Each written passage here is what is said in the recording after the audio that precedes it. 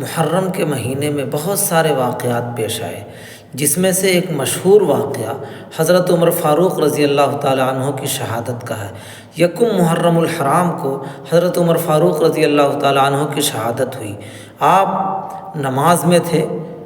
اور نماز کی حالت میں آپ پر حملہ ہوا۔ آپ کو حملے کے بعد دودھ پیش کیا گیا، تو جب آپ نے دودھ نوش فرمایا تو آپ کی پسلیوں سے دودھ باہر آنے لگا۔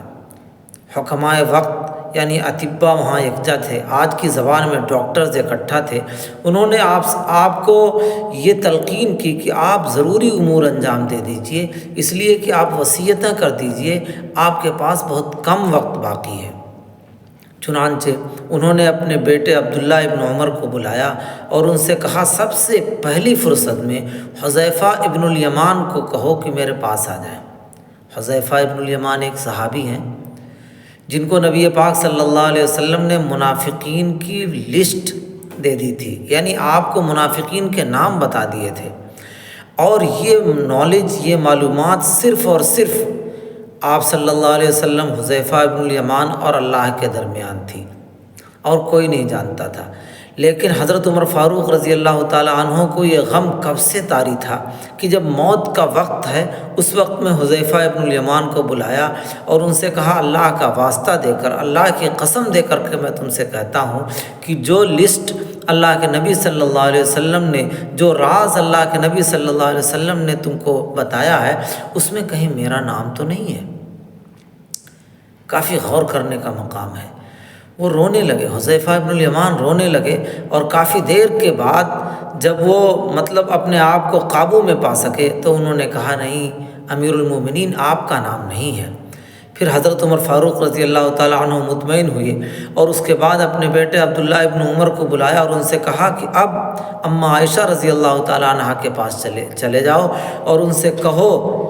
کہ میں اپنے ساتھیوں یعنی حضور پاک صلی اللہ علیہ وسلم اور ابو بکر صدیق رضی اللہ تعالیٰ عنہ کے ساتھ دفن ہونا چاہتا ہوں، تو جو جگہ باقی ہے وہ کیا مجھے عنایت کرتی ہیں؟ عبداللہ ابن عمر گئے، ان سے کہا،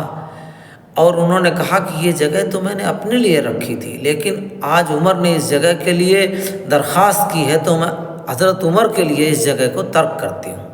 چنانچہ آ کر کے حضرت عمر کو بتایا اور حضرت عمر خوش ہوئے، اور اس کے بعد خلیفہ دوم حضرت عمر رضی اللہ تعالیٰ عنہ نے اپنے بیٹے سے کیا کہا، تاریخی جملہ کہا کہ جب میرا جنازہ جانے لگے تو جنازے میں حذیفہ ابن الیمان پر نگاہ رکھنا، کیا وہ جنازے میں شریک ہیں یا نہیں ہیں؟ اگر شریک ہیں تو اس بات کا یقین ہے کہ میرا نام منافقین میں سے نہیں ہے۔ میرے خوف سے یا امیر المومنین کے عہدے سے متاثر ہو کر کے انہوں نے یہ جواب نہیں دیا ہے کہ آپ کا نام منافقین کے لسٹ میں نہیں ہے،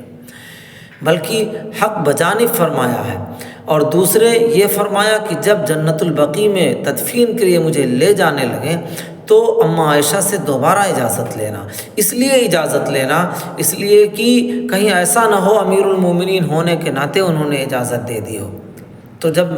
میں تدفین کے لیے جا رہا ہوں گا تو میں امیر المومنین نہیں ہوں گا، اس وقت اگر وہ اجازت دیتی ہیں تو دفن کرنا ورنہ نہیں کرنا۔ یہی عبداللہ ابن عمر نے کیا۔ جب جنت البقیع میں داخل ہونے لگے، اماں عائشہ رضی اللہ تعالیٰ عنہ پہلے سے وہاں موجود تھیں،